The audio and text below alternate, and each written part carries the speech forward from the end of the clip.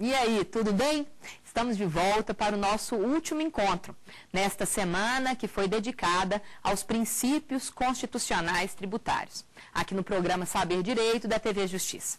O meu nome é Luciana Batista Santos, sou professora de Direito Tributário e nós analisamos alguns princípios aqui ao longo das 4 primeiras aulas.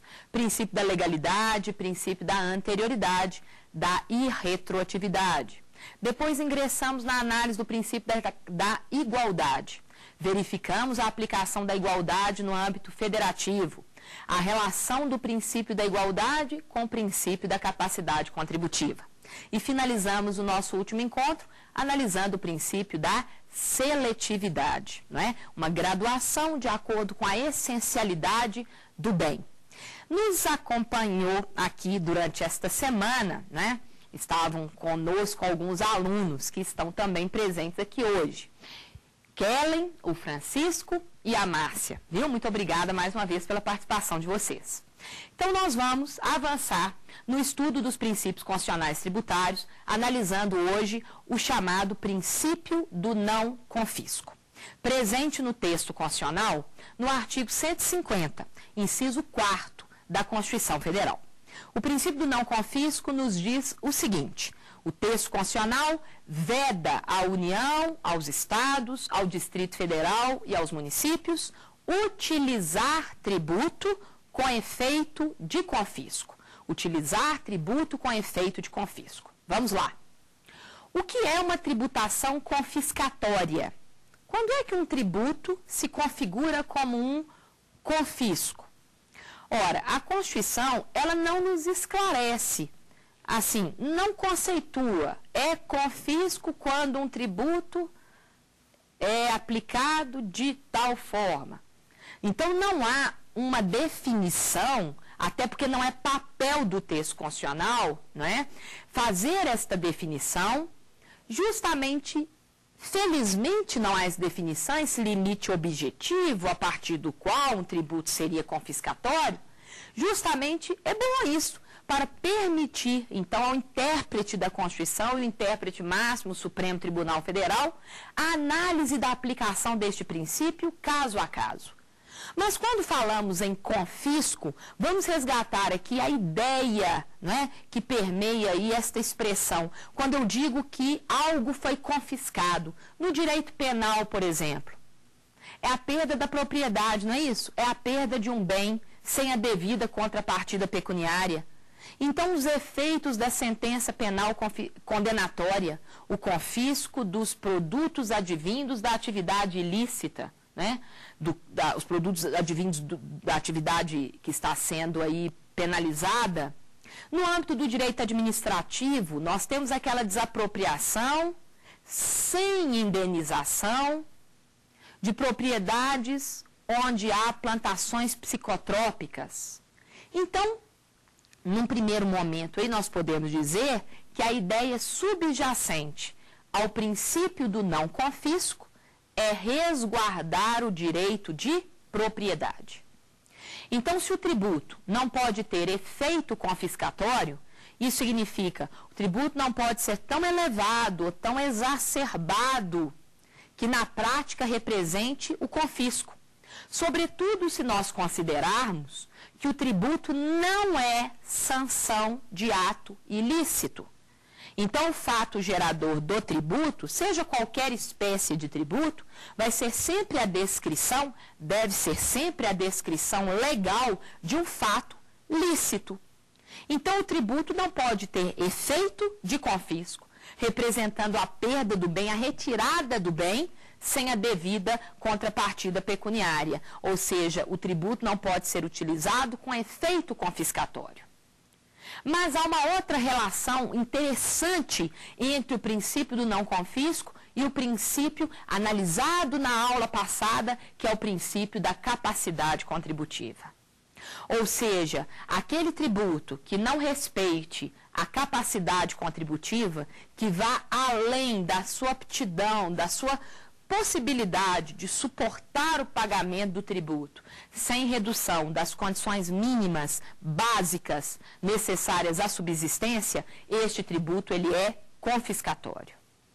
Por isso é que há entendimento no sentido de que a isenção no imposto de renda, aquela faixa de isenção presente na lei do imposto de renda em relação ao imposto de renda das pessoas físicas, ela está intrinsecamente relacionada à capacidade contributiva, à preservação do mínimo existencial, para a preservação da dignidade da pessoa humana. Retirar daquela faixa de isenção, ou seja, não há limites mais. Se isto acontecesse, seria possível defender que estaria sendo violado o princípio da capacidade contributiva, porque não haveria mais preservação de um mínimo vital, e o tributo naquela situação ele estaria sendo confiscatório. Então, o tributo, ele deve respeitar este mínimo existencial. Ele não pode retirar a propriedade, né? Não pode ser tão elevado que na prática represente a perda do bem. Não pode ser limitativo ou uma vedação ao exercício de atividades profissionais lícitas. Ele não pode anular a riqueza que serve de lastro, que serve de base à tributação. Há uma frase célebre e o julgado da Corte Suprema nos Estados Unidos: o poder de tributar não pode ser um poder de destruir aquela riqueza que justamente serve de base à tributação. Então, o tributo não pode ter efeito confiscatório. Muito bem, um princípio importantíssimo, mas nós temos que tentar concretizar o princípio do não confisco. Ou seja, é muito interessante, eu brinco assim, é muito bonito o princípio na sua formulação abstrata. O tributo não pode ser tão elevado que na prática represente um confisco. Tá, mas o que é tributo elevado, né? O que é tributo elevado? Quando é que um tributo é considerado, então, exagerado, exacerbado? Ora, há uma dose de subjetividade nisto. Eu posso considerar, pelos meus encargos pessoais, as minhas condições, uma alíquota de 27,5% de imposto de renda muito elevada. E outra pessoa, devido às suas condições pessoais, considerar que é uma carga tributária razoável ou talvez até indiferente pelas suas condições pessoais. Então, o que eu estou dizendo é, o que é tributo elevado? Claro que há uma dose aí de subjetividade. Porque não há um limite objetivo, né? Como nós comentamos aqui mais no início da aula, não há um limite objetivo na Constituição Federal ou no Código Tributário Nacional, a partir do qual o tributo seria confiscatório e abaixo do qual não seria. Então, nós vamos precisar, para concretizarmos o princípio do não confisco, analisarmos este princípio nas espécies tributárias. Ou seja, analisando as características de cada tipo de tributo, nós conseguiríamos aí concretizar, densificar melhor o princípio do não confisco. Se eu analiso, por exemplo, a espécie tributária imposto. Imposto, fato gerador não vinculado à atividade estatal, não descritivo de atuação do poder público. Muito bem. Se eu analiso a espécie tributária imposto, e vou tomar aqui como exemplo, Francisco, me ajuda aqui nesse raciocínio, me acompanha. Se eu tomo como exemplo o imposto de renda da pessoa física, cuja maior alíquota atualmente é 27,5%. E se eu disser, Francisco, você sabia que o IPTU, o Imposto sobre a Propriedade Predial e Territorial Urbana, no seu município, foi fixado também em 27,5%? Um imposto de renda de 27,5% e um IPTU de 27,5%. Objetivamente, é a mesma alíquota, o mesmo valor. Mas vocês acham, vocês entendem, o que você sente aí, Francisco? Que no IPTU haveria um confisco? Haveria um confisco? No IPTU de 27,5%? Acredito que sim. Qual é a diferença na análise do imposto de renda para o IPTU? Por que nós convivemos com uma alíquota de 27,5% de imposto de renda e não suportaríamos, digamos, uma alíquota de 27,5% de IPTU, de ITR, Imposto sobre a Propriedade Territorial Rural, de IPVA, Imposto sobre a Propriedade de Veículos Automotores? Qual a diferença entre o imposto de renda e estes impostos que incidem sobre a propriedade? Ora, o imposto sobre a renda pode conviver com alíquotas mais elevadas, porque o imposto sobre a renda incide sobre uma riqueza que se renova, uma riqueza renovável. Ano a ano ele vai incidir sobre aquela riqueza obtida naquele período, de 1º de janeiro a 31 de dezembro, que é o exercício aí, do ano base chamado, né? Ano base do imposto de renda. Agora, por que os impostos sobre a propriedade devem ter alíquotas menores? Né? Seria um absurdo assim, uma alíquota de 27,5% de IPTU? Nossa, Luciano, que alíquota alta. Estou achando que isso é um confisco. E também acho que sim, que seria. Por que os impostos sobre a propriedade devem ter alíquotas menores? Porque os impostos sobre a propriedade incidem sobre a riqueza não renovável. É a sua riqueza já cristalizada no patrimônio. É uma riqueza estática. Se você retira 27,5% do valor venal do imóvel, em 3 anos, praticamente, você entregou o seu imóvel para o município como pagamento do IPTU. Eu brinco assim, em 4 anos você já está devendo, não é? Que já superou o valor venal. Então, os impostos sobre propriedade devem ter alíquotas menores. Exemplo, IPVA. Gira em torno a alíquota, aí, por exemplo, no estado de Minas, 4%. São alíquotas mais baixas. O IPTU, que simplesmente vai gravar a manifestação de riqueza, ter a propriedade de um imóvel na zona urbana do município, deve ter alíquotas bem reduzidas. O ITR, o IPVA, justamente por serem impostos que incidem sobre a riqueza estática, a propriedade de bens. No caso da taxa, que é uma outra espécie tributária, cujo fato gerador é prestação de serviço público, que seja específico e divisível, podendo ser utilizado de forma efetiva ou potencial. E o exercício do poder de polícia. Então, no caso das taxas, uma espécie tributária, nós sabemos que o fato gerador ele é vinculado, descritivo de uma atuação do poder público. Por isso, deve haver uma razoável equivalência entre o custo da atividade descrita no fato gerador e o valor cobrado a título de taxa. Justamente baseando-se na característica da taxa, por ter fato gerador descritivo de uma atuação do poder público, a Constituição veda que taxa tenha base de cálculo própria de imposto. 145, parágrafo 2º da Constituição Federal. Taxa não pode ter base de cálculo própria de imposto, pois por serem espécies tributárias diferentes.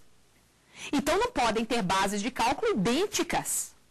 O que é apropriado para cálculo de uma taxa, tributo vinculado à atividade estatal, não pode ser apropriado para cálculo de um imposto, tributo não vinculado à atividade estatal. O imposto deve se basear, deve incidir sobre manifestações de riqueza. Ora, a taxa deve levar em consideração o custo da atividade descrita no fato gerador. Então, o que é apropriado para cálculo de um imposto não pode ser apropriado para cálculo de uma taxa. Nós sabemos que pela súmula vinculante do Supremo, a súmula vinculante 29, algum elemento que entra na composição da base de cálculo de uma taxa pode entrar na composição da base de cálculo de um imposto, desde que haja pertinência e desde que não haja uma identidade total, integral. Então, área do imóvel é um critério que entra na composição da base de cálculo da chamada taxa de lixo, taxa de coleta de resíduos nos imóveis. Porque quanto maior a área do imóvel, há uma presunção de que mais lixo é ali produzido, mais vai custar para o poder público coletar e destinar o lixo.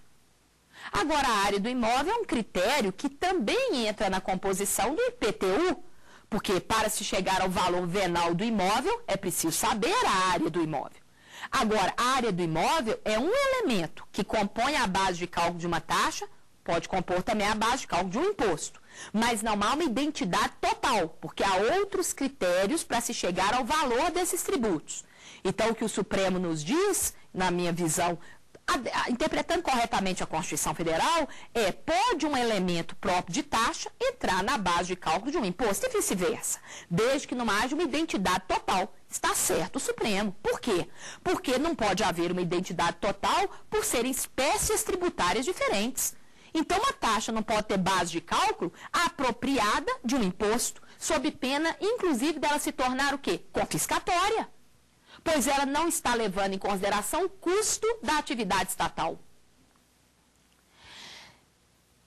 A aplicação do princípio do não confisco na contribuição de melhoria, outra espécie tributária, cujo fato gerador também é vinculado à atividade estatal. Obra pública que traga valorização ao imóvel, valorização, incremento de valor, né? Incremento pecuniário. Nós sabemos que o Código Tributário Nacional, no artigo 81 do CTN, estabelece limites à exigência da contribuição de melhoria.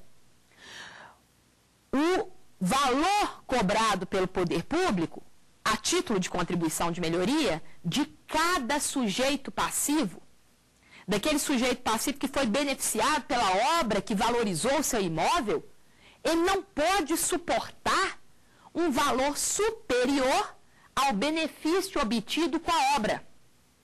Este é o limite individual. Então, a cobrança deve respeitar o quê? A valorização do imóvel. Mas a arrecadação por parte do poder público também não pode ultrapassar o custo da obra. O poder público não pode utilizar a contribuição de melhoria como uma fonte de receita desvinculada da obra, que propiciou a valorização no imóvel. Então, sempre nós poderíamos, na contribuição de melhoria, fazendo uma relação, uma ligação com o princípio do não confisco, podemos dizer, olha, quando os limites individual e total sejam ultrapassados, se eles forem ultrapassados, a contribuição de melhoria naquela situação estaria sendo confiscatória.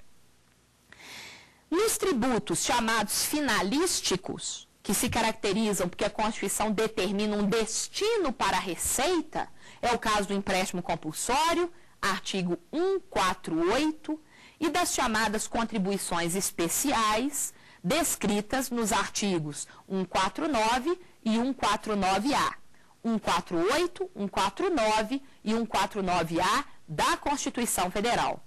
Aí, no caso desses tributos finalísticos, nós teríamos que verificar caso a caso para verificar aí a tributação, se está sendo desproporcional, irrazoável, né, para a aplicação do princípio do não confisco. Porque eles não se caracterizam prioritariamente, não é este o critério, análise de fato gerador, mas sim análise pela jurisprudência e pela doutrina dominante, análise do destino da receita. A Constituição prevê um destino para a arrecadação.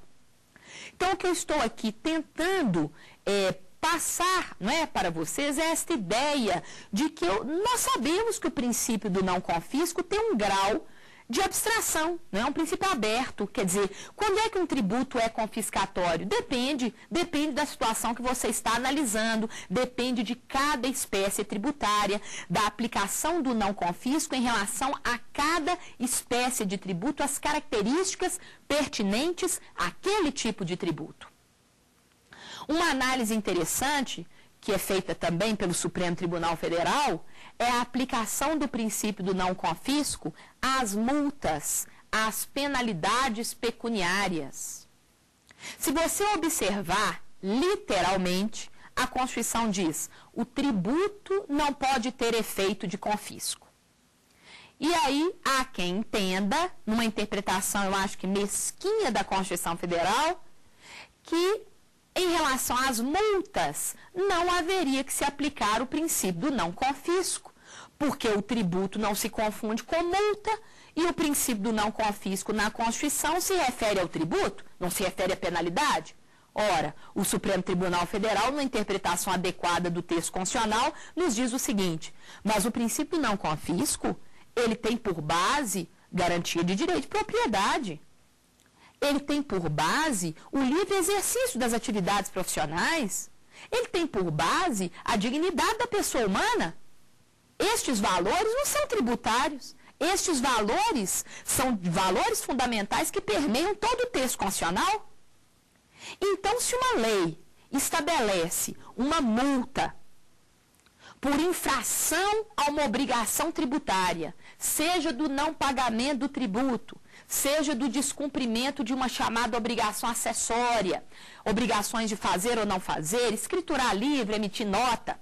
Se a lei estabelece uma multa para quem infringiu um dever tributário, uma multa desproporcional, que não guarda razoabilidade, que não obedece o princípio da razoabilidade em relação à própria infração praticada, à conduta infracional do sujeito passivo, uma multa extremamente rigorosa, extremamente elevada em relação à prática da infração, ao grau de lesividade daquela conduta ao ordenamento jurídico, essa multa vai ser declarada o quê? Inconstitucional por violação ao princípio do não confisco. Várias decisões do Supremo Tribunal Federal neste sentido, interpretando o princípio do não confisco também aplicado às penalidades previstas pelo descumprimento de obrigação tributária.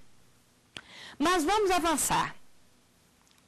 Como fica a análise, não é? Como deve ser feita a análise do princípio do não confisco e também do princípio da capacidade contributiva?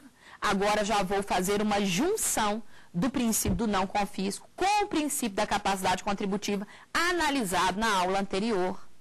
Como é que fica a ligação entre o não confisco, a capacidade contributiva e os tributos utilizados com caráter extrafiscal progressivos em função de um caráter extrafiscal? Como é que fica a análise desses princípios também na aplicação da progressividade na tributação fiscal? Então, o que nós vamos agora comentar, um tema muito interessante, é o seguinte: progressividade fiscal e extrafiscal e sua relação com os princípios do não confisco e da capacidade contributiva. Mas antes de ingressarmos, vamos fazer uma introdução para a gente esclarecer melhor o tema. Afinal de contas, o que é tributo fiscal e o que é tributo extrafiscal, né? Nós precisamos voltar às finalidades da atividade tributária. Quando nós nos perguntamos por que o Estado tributa, por que o Estado institui, arrecada tributo?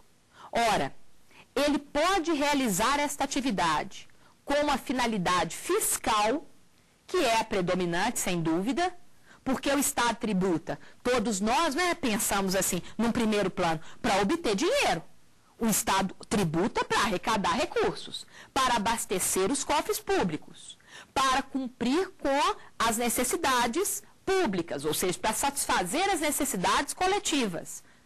Necessidades estas de diversos tipos: educação, saúde, segurança pública, habitação, cultura. Então, o Estado tributa, Estado, quando eu digo aí, são os entes federativos: União, Estados membros, Distrito Federal, municípios. O Estado tributa para obter dinheiro. Esta finalidade é o que nós chamamos de finalidade fiscal. Uma finalidade arrecadatória, de obtenção de recursos para satisfação das necessidades públicas.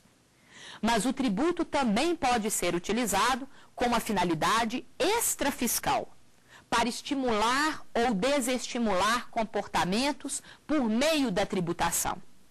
Então, quando o tributo é utilizado com um fim extrafiscal, o que se objetiva primordialmente não é a arrecadação, mas sim estimular algum comportamento desejado pela coletividade ou desestimular comportamentos que em determinadas situações não são desejados ou são mesmo nocivos aos interesses da coletividade.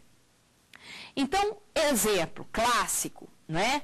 O imposto sobre a importação e o imposto sobre a exportação, muitas vezes eles são utilizados, em regra, aliás, com caráter extrafiscal, de estimular a importação de determinados bens ou desestimular. estimular ou desestimular a exportação dependendo, né, dos interesses nacionais em determinada ocasião. Então, um exemplo, se há uma importação num determinado período elevada de veículos automotores, porque está mais interessante, digamos assim, em termos econômicos, importar veículos do que adquiri-los no mercado interno, e nós já vivenciamos essa situação há alguns anos atrás, se é mais interessante a importação, pode haver o quê? Um desequilíbrio da balança comercial. Então, o imposto de importação será majorado, será elevado, e nós já sabemos pelas aulas anteriores que isso pode ser feito por ato do Executivo. Segundo o Supremo Tribunal Federal, não precisa sequer ser pelo chefe do Executivo, porque a Constituição diz poder executivo, não limitando ao chefe do Executivo, presidente da República. Então, até um ato do ministro da Fazenda poderia elevar o imposto sobre a importação. Esta elevação não precisaria aguardar o ano seguinte, nem os 90 dias para ser aplicada, porque ele é exceção ao princípio da anterioridade, também estudamos isso aqui. Então, haveria uma elevação do imposto sobre a importação deste bem para tentar desestimular a importação, porque naquele momento não é interessante, né, que haja esta importação tão elevada de um determinado produto, porque isso colocaria em risco a balança comercial e o setor automotivo brasileiro. Então, nesta circunstância, o imposto de importação estaria sendo utilizado com caráter extrafiscal, para desestimular um determinado comportamento. Então, em síntese, o Estado tributa, como regra geral, para obter receita, sem dúvida, para arrecadar, para abastecer os cofres públicos. Mas também o tributo pode ser utilizado, e veremos agora alguns exemplos no texto constitucional, com caráter extrafiscal, para estimular ou desestimular comportamentos desejados ou nocivos à coletividade. Muito bem. E aí, como é que fica a aplicação do princípio da progressividade? Vamos começar pela progressividade extrafiscal. Porque nós teremos uma tributação mais elevada, mais onerosa, mais gravosa. Será que esta tributação extrafiscal, esta progressividade extrafiscal, estaria violando o princípio do não confisco? Vai depender da análise de cada caso. Se há aí uma proporcionalidade, se há um respeito ao princípio da razoabilidade nesta tributação. Mas, sem dúvida, vocês verão agora comigo alguns exemplos. Sem dúvida, na tributação extrafiscal, nós podemos trabalhar com uma tributação mais elevada sem que se configure o confisco. Vamos à análise do imposto territorial rural, um imposto de competência da União que vai incidir sobre a propriedade de imóveis rurais. De acordo com a Constituição Federal, no artigo 153, parágrafo 4º, inciso 1º da Constituição, 153, parágrafo 4º, inciso 1º do texto constitucional, ao tratar do ITR, Imposto Federal sobre a Propriedade Territorial Rural, a Constituição nos diz, atenção, que o ITR será fixado de forma progressiva com o intuito de desestimular a manutenção de propriedades improdutivas. O ITR será fixado e terá alíquotas progressivas, será, em caráter então obrigatório para a União, será fixado de forma a desestimular a manutenção de propriedade improdutiva. Ele será mais elevado sobre as propriedades improdutivas. Por quê? Na verdade, o ITR nessa situação está sendo utilizado com caráter extrafiscal. O desejo primordial da União, o que você me diz, Márcia? O desejo primordial da União é arrecadar mais nessa situação? Quando ela aumenta o ITR? Não. O desejo primordial é desestimular a manutenção da propriedade em desacordo com a sua função social. Sabemos que a propriedade atende sua função social no meio rural quando cumpre cumulativamente os requisitos do artigo 186. Então, a propriedade improdutiva, que está em desacordo com a função social, terá uma tributação de ITR progressiva, mais gravosa, mais onerosa. É o ITR sendo utilizado com caráter extrafiscal.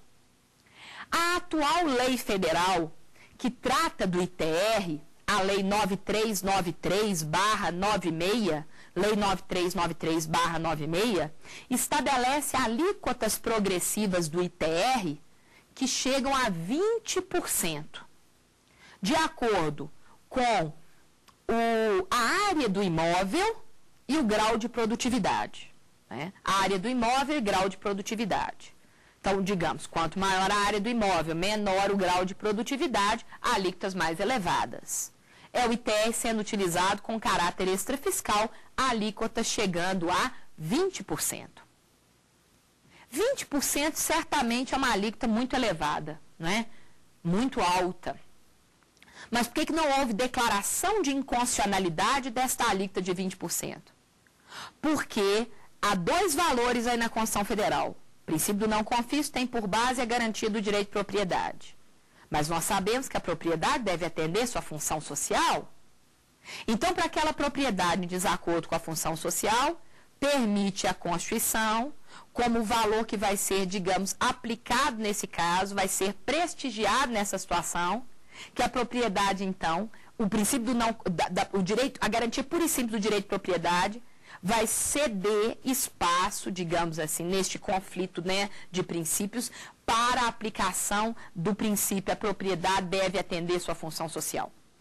Ou seja, o que eu quero dizer é, apesar desta alíquota elevada, ela não é confiscatória, porque a base do não confisco é a garantia do direito de propriedade, mas nós sabemos que a propriedade deve atender sua função social. Para esta propriedade em desacordo com a função social, permite então a Constituição que a tributação seja mais onerosa, mais elevada, sem que isto configure o confisco. É claro que também não pode haver, digamos, um exagero, uma tributação tão elevada que na prática represente a perda do bem. Acredito, né, aqui por hipótese, porque teríamos que analisar um caso concreto que não há. Então não há jurisprudência, manifestação do Supremo Tribunal Federal nesse sentido. Mas o que eu estou dizendo, acredito que se a União estabelecesse alíquotas tão mais elevadas do que este patamar, a alíquota de 50%, 70%, acredito que a jurisprudência se posicionar no sentido da desproporcionalidade, da irrazoabilidade. Por que uma alíquota neste valor? É melhor, então, a União desapropriar este imóvel e dar, né, cumprimento à função social. Então, o que eu estou dizendo, a extrafiscalidade também não pode atingir um patamar que, na prática, represente um confisco. Então, nós temos que dosar estes interesses, ou seja, é possível uma tributação mais elevada para desestimular este comportamento nocivo à coletividade, mas sem que haja uma tributação tão exagerada que na prática represente um confisco. Já caiu uma questão de concurso nesse sentido. O tributo extrafiscal pode ter efeito confiscatório? Não. Falsa. Né? A Constituição não permite, nem mesmo na tributação extrafiscal, que haja o confisco. Ela permite uma tributação mais elevada, sem que isto se configure em confisco. Porque o valor prestigiado naquela circunstância é que a propriedade atenda a sua função social. Da mesma forma, digamos assim, seguindo a mesma lógica, o mesmo raciocínio que acabamos de estudar no caso do ITR, no meio rural, competência federal, nós vamos ter também a previsão na Constituição de uma tributação progressiva extrafiscal para o IPTU, Imposto sobre a Propriedade Predial e Territorial Urbana, de competência dos municípios e do Distrito Federal. No artigo 182, 182, parágrafo 4º, inciso 2 da Constituição, 182, parágrafo 4º, inciso 2 da Constituição, a Constituição dá uma faculdade Olha a diferença com o ITR. No ITR a Constituição diz, será progressivo. Aqui ela diz, pode ser. É facultado ao município e ao Distrito Federal estabelecer alíquotas progressivas de IPTU para aqueles imóveis que estão em desacordo com a função social, não utilizados ou subutilizados. É uma faculdade. O município legisla assim, se desejar. E o Distrito Federal. Competência, né, do município e do DF. Agora, quais são os requisitos? Muita atenção para isso.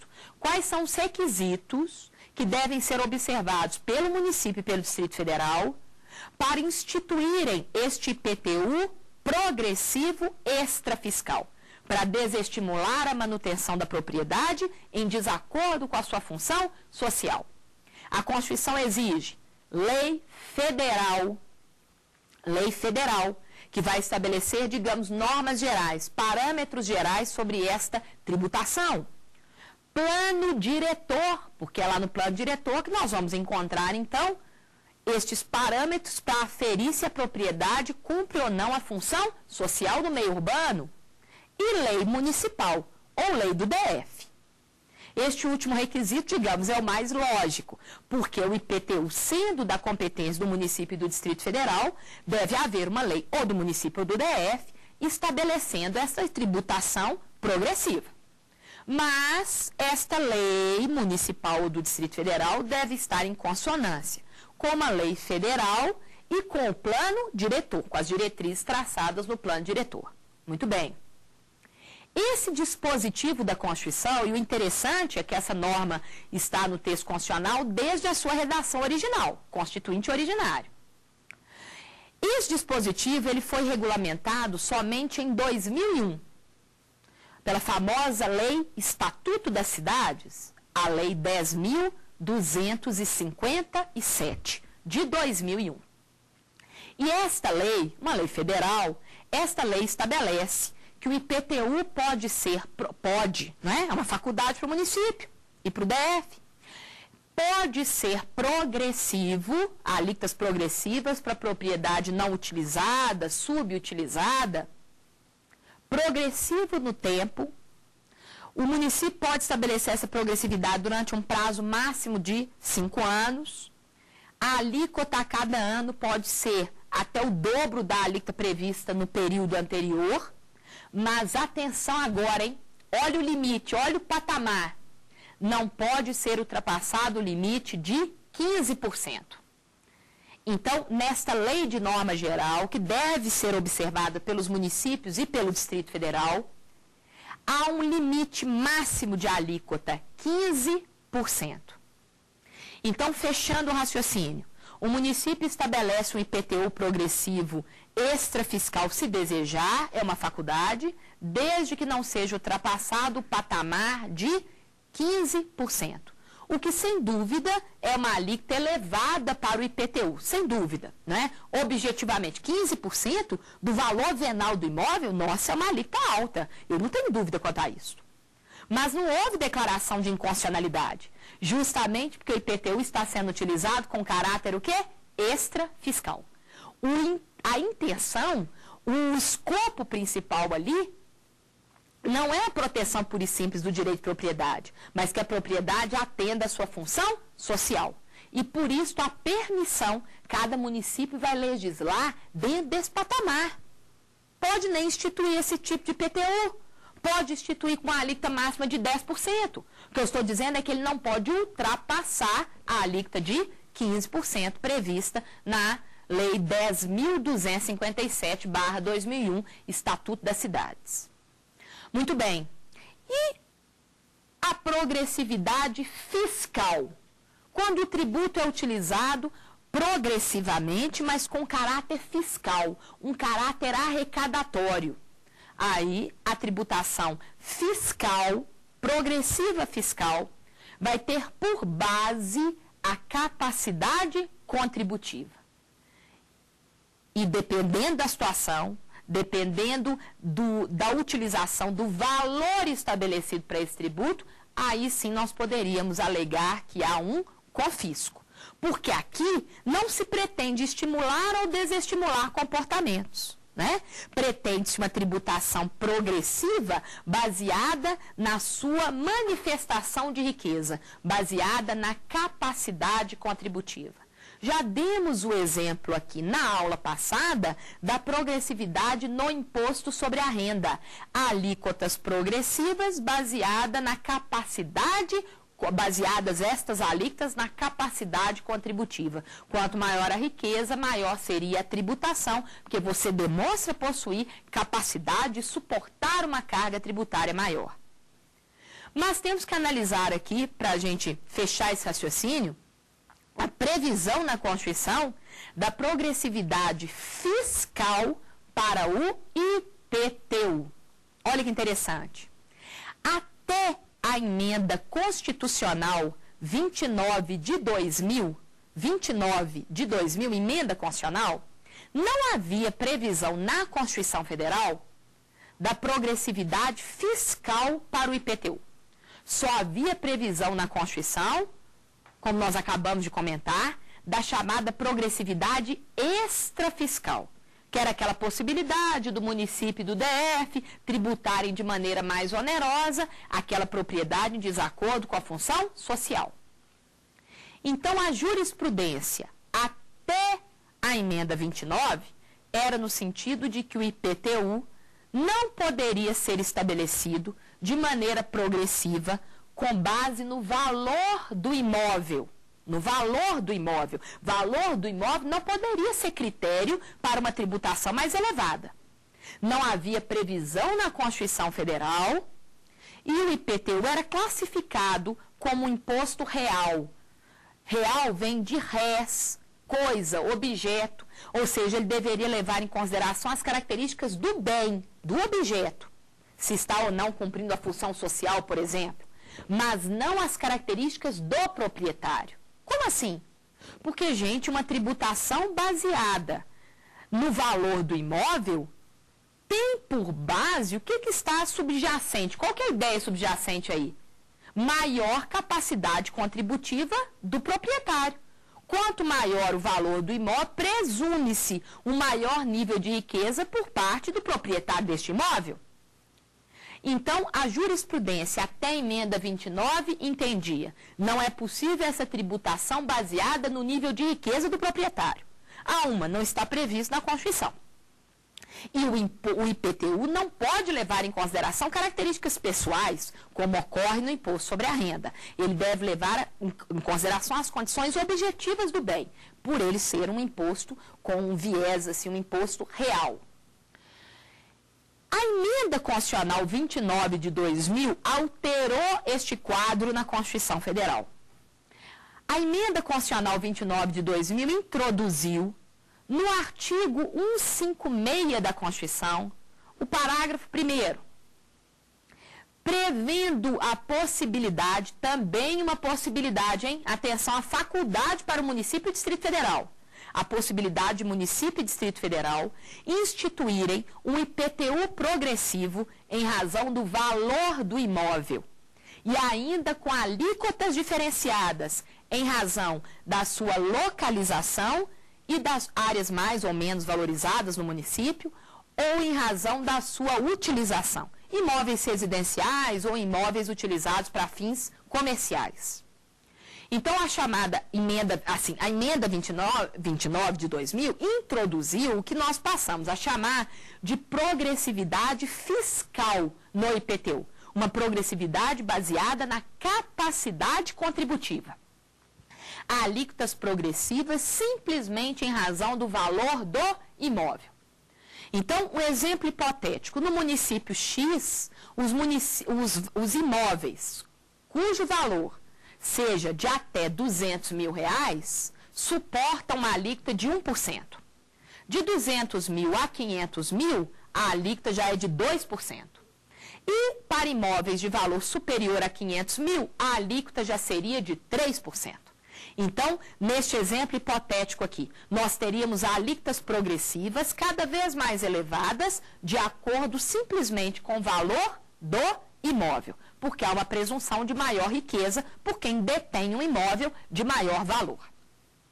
Essa emenda constitucional foi questionada no Supremo Tribunal Federal. Porque é possível a aplicação da progressividade fiscal num imposto com as características do IPTU, num imposto considerado como um imposto real, que deve levar em consideração as condições objetivas do bem. Ele não poderia levar em consideração as condições pessoais. Então, após a emenda 29, o Supremo, muita atenção para isso, editou uma súmula 668, dizendo, até a emenda 29, até a emenda constitucional 29, súmula 668 do STF, até a emenda constitucional 29, é inconstitucional a lei municipal que estabeleça alíquotas progressivas para o IPTU com base no valor do imóvel. Ou, dizendo de outra forma, alíquotas progressivas que não sejam aquelas baseadas no descumprimento da função social da propriedade. Ou seja, o Supremo colocou um parâmetro, até a emenda 29 é inconstitucional, não há previsão na Constituição. Pós-emenda 29, aí estava pendente um julgamento no Supremo, onde ele estava analisando a constitucionalidade da emenda 29. Se ela agrediu, se ela feriu alguma cláusula pétrea. Pode o IPTU ser baseado numa capacidade contributiva do proprietário? E o Supremo Tribunal Federal, numa decisão que eu considero, sempre falei isso nas minhas aulas, enfim, sempre defendi, uma decisão, na minha visão, corretíssima, né, a aplicação correta do texto constitucional. O Supremo Tribunal Federal, vocês encontram essa decisão no informativo 611 do Supremo Tribunal. O Supremo Tribunal considerou, né, por maioria dos ministros, considerou que a emenda 29 não era inconstitucional. Não é inconstitucional. Não agrediu nenhuma cláusula pétrea. Pelo contrário, ela veio para concretizar uma cláusula pétrea, que é justamente o princípio da capacidade contributiva, que está diretamente relacionado ao princípio da igualdade. Quanto maior o valor do imóvel, mais elevado o valor do imóvel, presume-se uma maior riqueza por parte do proprietário, sendo então legítimo uma tributação mais elevada, mais onerosa, justamente baseada na capacidade contributiva. Quanto maior a capacidade contributiva, maior a tributação, para tratar desigualmente aqueles que demonstram possuir níveis de riqueza diferenciados. Então, o Supremo Tribunal, analisando a progressividade juntamente com o princípio da capacidade contributiva, né, entendeu, é constitucional a emenda 29 de 2000? Na linha aí da doutrina, por exemplo, defendida pelo professor Sacha Calmon, Navarro Coelho. Eu lembro na minha época de graduação, o professor Sacha foi meu professor na graduação, e ele dizia, como é que é um imposto real e um imposto pessoal? O imposto, ele sempre vai ser, né, pago por alguém. Assim, a Constituição nos diz que sempre que possível os impostos, todos eles, devem ter um caráter pessoal, serem baseados na manifestação de riqueza do sujeito passivo. Então, essa diferenciação entre imposto real e pessoal, né, ela fica falha se nós analisarmos o princípio da capacidade contributiva, que nos diz como devem ser todos os impostos. Adaptação às condições subjetivas, e não apenas alguns deles. Sempre que for possível, deve se adequar à carga tributária e às condições pessoais. E assim, nós finalizamos, então, a análise da progressividade fiscal, relembrando a sua aplicação no âmbito do imposto de renda, do IPTU com base no valor do imóvel, ou seja, a ideia subjacente aqui é uma tributação mais elevada de acordo com uma demonstração de riqueza mais elevada por parte do sujeito passivo. Tá? Satisfazendo, então, assim, concretizando, aplicando, densificando o princípio da capacidade contributiva. Mas vamos lá, vamos ver se os nossos queridos alunos aqui presentes têm alguma dúvida sobre este tema. E aí? Eu tenho, professora. Fala, Francisco. Existe algum limite na Constituição Federal ou no CTN para que um tributo seja considerado confiscatório? Francisco, não há um limite objetivo, um limite geral previsto na Constituição e você lembrou bem, até no Código Tributário Nacional, que eu não falei sobre isso aqui, o Código Tributário Nacional é a lei de normas gerais. Poderia o Francisco ter essa dúvida, Luciana? E um limite previsto no Código como lei de norma geral, há algum limite para que o tributo seja considerado confisco? Não, não há este limite geral, objetivo, que seria válido, aplicável a todos os tributos, o que não é ruim, né? Digamos assim, até interessante, justamente para permitir a análise do princípio do não confisco, caso a caso, a depender das características daquele tipo de tributo sob análise. Mais dúvidas? Sim. Sim. É possível que a lei de cada ente preveja a progressividade na alíquota dos seus impostos, como, por exemplo, o ITCD, apesar da ausência de previsão na Constituição Federal? Ótima pergunta também. Olha só, Luciana, é possível que a lei de cada ente preveja a progressividade, mesmo que ela não esteja prevista na Constituição? Por exemplo, para o ITCD, que é o Imposto de Competência dos Estados e do Distrito Federal. Não há previsão de progressividade na Constituição. Mas, apesar desta ausência, poderia a lei de cada ente estabelecer essa progressividade? Kellen, eu entendo que sim, baseado no princípio da capacidade contributiva. Se nós aplicarmos diretamente o princípio que é autoaplicável, né? Ou seja, ele nos diz como deve ser a estrutura de todos os impostos, o ente competente teria, então, liberdade para legislar, estabelecendo alíquotas progressivas baseadas na capacidade contributiva. Em relação ao ITCD, há inclusive um julgamento pendente no Supremo Tribunal Federal sobre esta questão. Vamos esperar para ver como é que vai se posicionar a Suprema Corte. E espero que a posição seja pela aplicação direta do princípio da capacidade contributiva, que nos diz que os impostos, sempre que for possível, devem ter um caráter pessoal. Muito obrigada pela participação de vocês. Vamos relembrar aqui artigos principais, né? Em resumo aqui da matéria, artigo 150, inciso 4º, princípio do não confisco, Constituição Federal. Artigo 153, parágrafo 4º, inciso 1º, também da Constituição, progressividade no ITR. 182, parágrafo 4º, inciso 2 da Constituição, progressividade extrafiscal no IPTU. E finalizando, artigo 156, parágrafo 1º da Constituição, progressividade fiscal no IPTU e aquela súmula comentada que é a súmula 668 do Supremo Tribunal Federal. Muito bem. Estamos encerrando a aula, então. O e-mail para dúvidas, comentários é o saberdireito@stf.jus.br. Se quiserem relembrar esta aula, rever esta aula, acessem o YouTube, www.youtube.com/saberdireitoaula.